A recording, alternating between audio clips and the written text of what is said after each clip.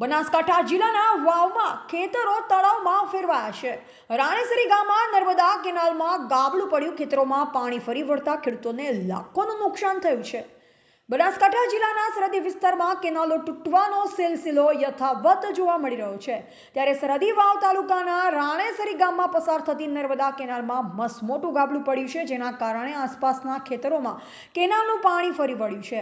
ખેતરો જાણે તળાવમાં ફેરવાઈ ગયા હોય તેવું જોવા મળી રહ્યું છે। ખેડૂત અજાભાઈ, સગથાભાઈ અને કરસનભાઈના ખેતરમાં પાણી ફરી વળતા લાખો રૂપિયાનું નુકસાન પહોંચ્યું છે। વારંવાર તૂટતી કેનાલોનો કાયમી ઉકેલ લાવવામાં આવે તેવું ખેડૂતોએ માંગ કરી છે। બનાસકાંઠા જિલ્લાના સરહદી વિસ્તારમાં કેનાલ તૂટવાથી ખેડૂતોના ખેતરમાં પાણી ફરી વળતા લાખો રૂપિયાનું નુકસાન થયું છે।